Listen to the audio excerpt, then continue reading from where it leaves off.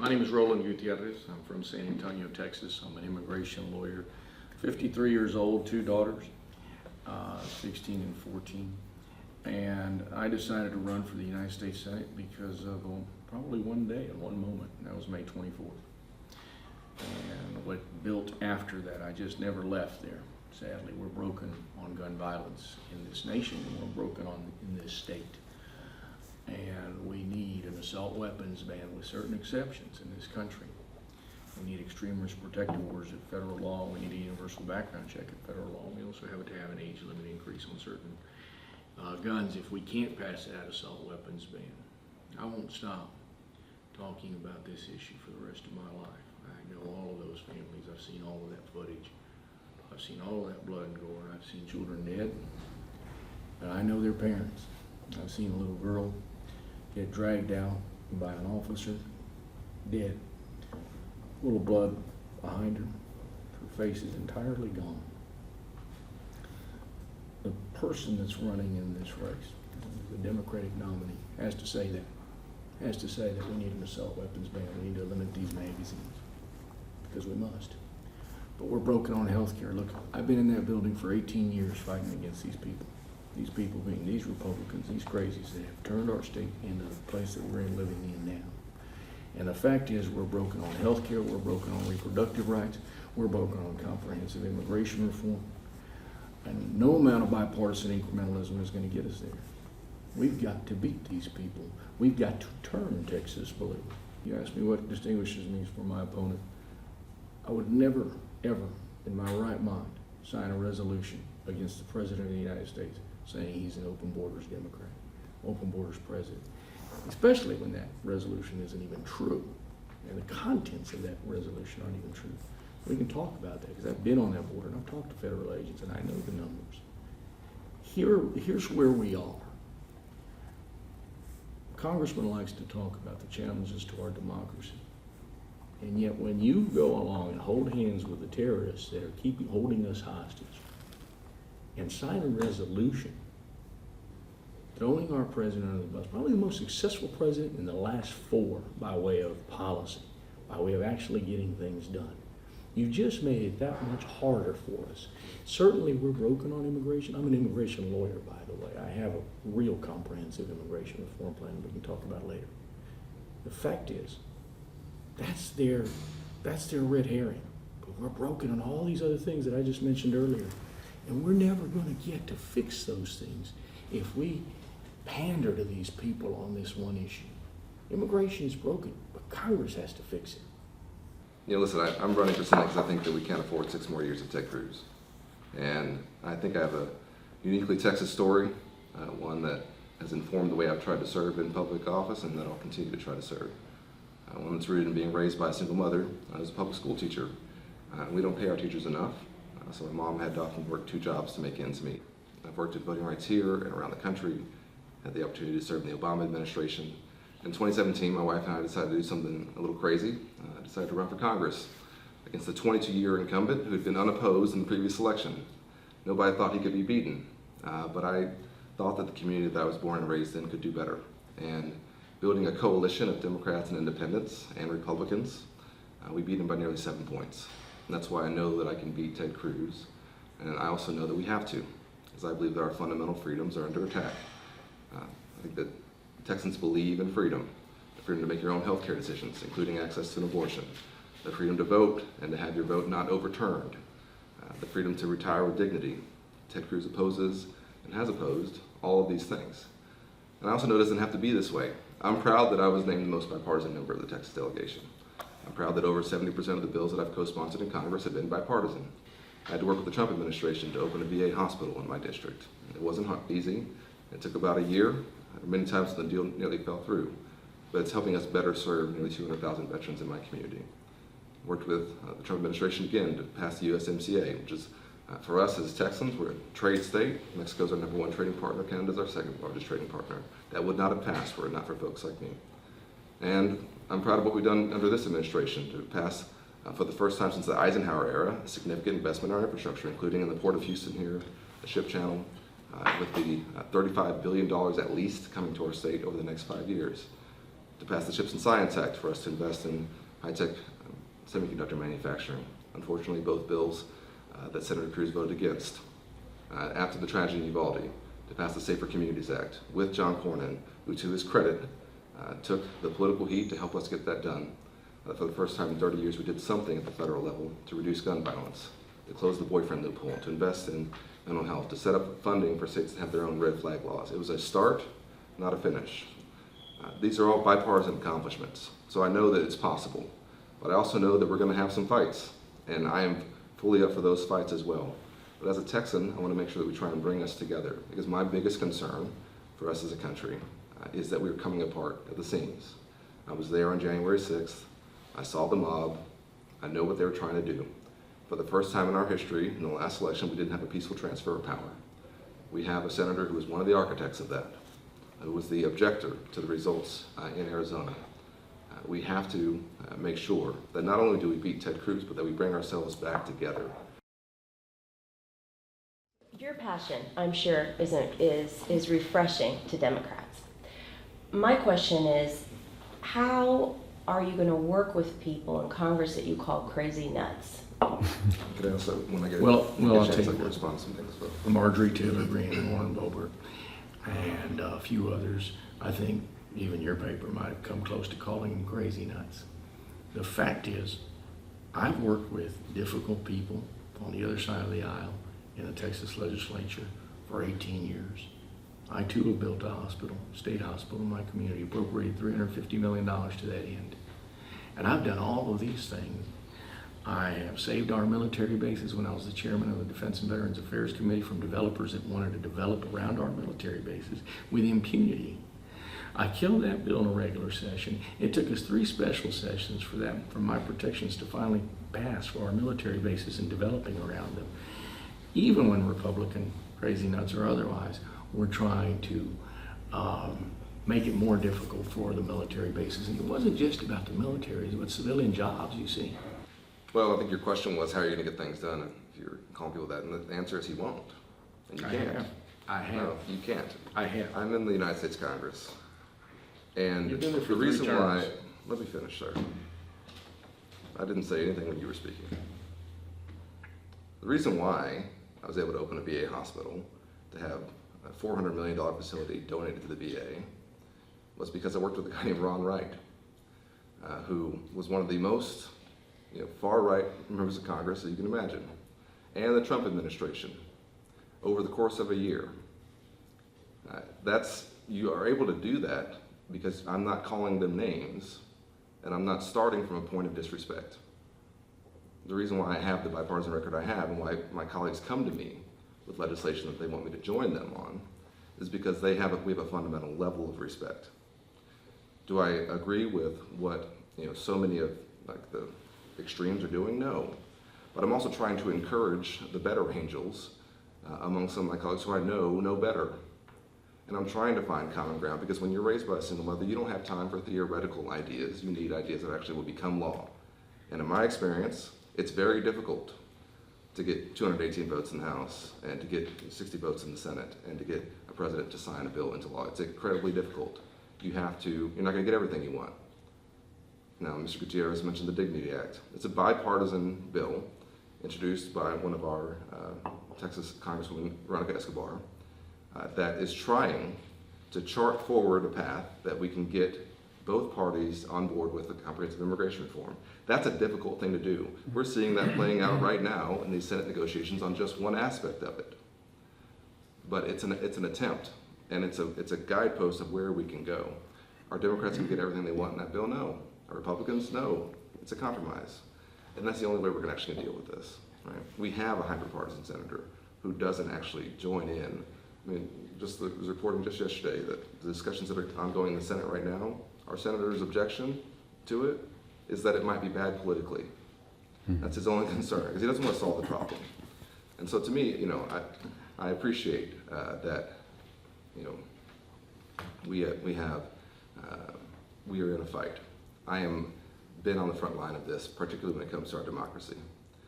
But not everything has to be a fight where you're unable to get things done. I think that's when I talk to folks, that's what they're most frustrated with is, Why can't you just get to find a way to come together and get some things done? I go to work every day with people I disagree with. Why can't you?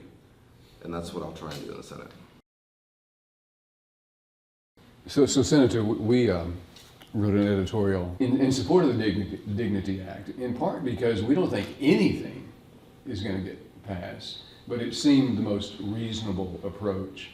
And so I guess my question for you and for the Congressman as well is it better on immigration particularly to get what you can, if anything, or to stay with something that may be ideal and not get anything? Most Democrats oppose the Dignity Act in the Hispanic caucus and probably beyond. The principal author is a Republican out of Florida, Barack Escobar is a joint author. The fact is, the Dignity Act fails, and it even fails some of its Chamber of Commerce friends. The H-2A and the H-2B visa is absolutely broken. It is replete with bureaucratic mess. It is replete with language that requires foreign nationals to go back every 10 months, which is not good for a modern workplace in the agriculture or even in the temporary seasonal worker area. We have to figure out a solution that, yes, on some level makes sense for business, for sure, but makes sense for this country and the jobs that most Americans don't want to work in. We are having an aging population. The Dignity Act and the fact that it fines people that have been here for 12, 15, 20 years a $5,000 fine, in addition to paying untold amount of back taxes, who knows, is a non-starter for people that have sacrificed so much. So, I appreciate the fact that you guys have written an op-ed for it. I understand that. And I appreciate his position, I suppose.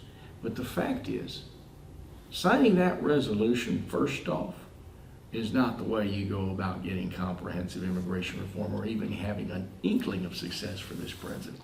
But with regard to the Dignity Act, I'll tell you, you've got to start over. The first thing I would do is I'm going to sit down with Marco Rubio. I'm going to say, Marco, you remember when you were in the Gang of Eight? You remember when you were going to protect unions? You remember when you were going to figure out a pathway for dreamers and we're going to get down to it. And that's where we begin.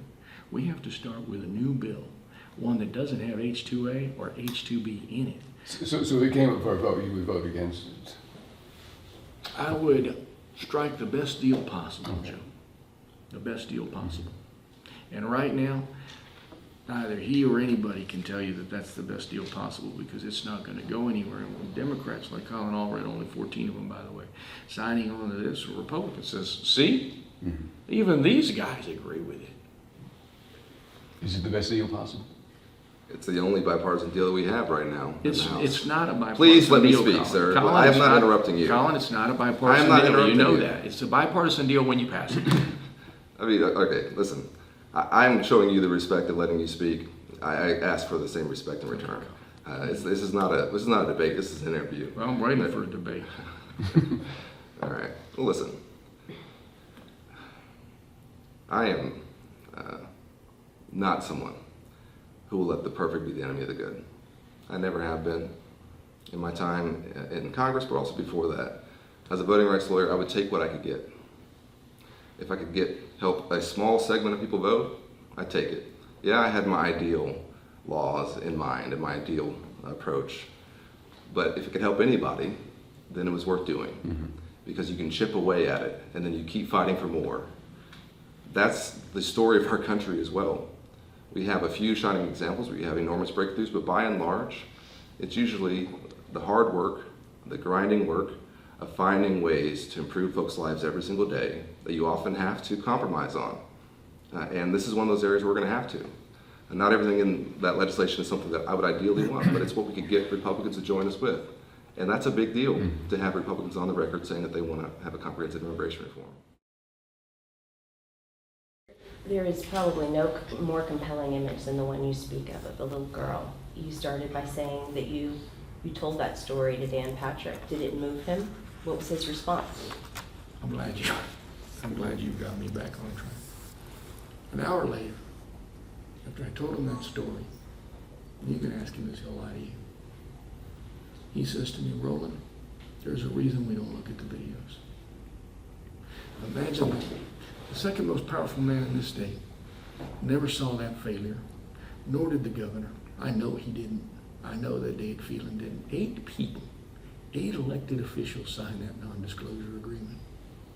Just 8. And every federal congressman and senator and every state representative and senator should have watched that madness. Should have watched it all. And Congressman, if you do get elected to be our next senator, I suggest you watch it. Because then maybe you'll start to say assault weapons ban. So Congressman, what should be done, what could be done if you're elected? Well, listen, let me say I appreciate Mr. Gutierrez's leadership on this, and I've got 2 small children. My boys are 4 and 2. I would have wanted to have a representative who did what he did, had that happen at our school. And I know every parent, the next day in Dallas when I dropped my kids off at school, had the same look in their eyes and the same pit in their stomach. This is an act of mass trauma. And it's one that I think is why we have to continue to act. I think it's important to note that for the first time in 30 years, we did pass something. The Safer Communities Act. It's not everything I wanted. I've called it an icebreaker because it required Republicans as well. And in this case, I'll again say I give John Cornyn credit to his political detriment. He joined in getting this done to try and do something for funding for school safety, for mental health, to close the boyfriend loophole, to set up red flag laws, or the option. Unfortunately, Texas is not taking that option for states to set up red flag laws and draw funding down. That was a start. To me, we have to keep going from there. And there are common sense reforms that have the vast majority of Texans supporting them. I think we can get done right away in a bipartisan fashion, including universal background checks, raising the age for purchase of semi-automatic rifles, limiting high-capacity magazines, red flag laws, and to me, increasingly as a father of young kids, safe storage. These are all things that we can get done right now. I have also said that I don't think the weapons of war belong on our street. And I voted for and co-sponsored the legislation to ban assault weapons. To me, we have to continue to try and find ways to build consensus around this so that as we are trying to deal with this issue, we're bringing as many Texans along as possible. Because I also grew up around guns. I went to camp from the age of 7 where we were being taught how to handle rifles. I learned after I left Texas that was a little bit uncommon to give kids guns and to teach them. But I grew up around folks who believed in responsible gun ownership. I want to get back to that. To me, that's the true Texas identity in terms of guns. Is a responsible gun ownership and a tradition of handling safely, responsibly, and passing on cultural and I think familial values through it. But this is not it. Representative, one question that we have not asked that you wish we would have? Well, I think it's already been discussed, but listen, I think that I appreciate your passion.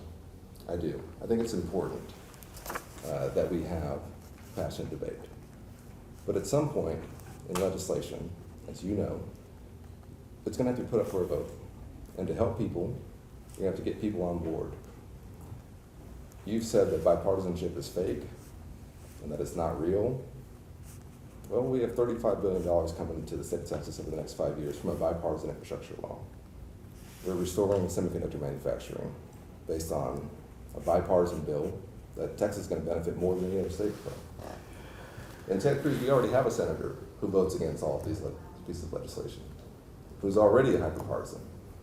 How would you get things done when we need to have and be able to form these coalitions to actually help people? Well, Congressman, just like you, I would have voted for Joe Biden's bipartisan infrastructure act, the Inflation Reduction Act, the broadband bill, you name it. I would have done all of those things.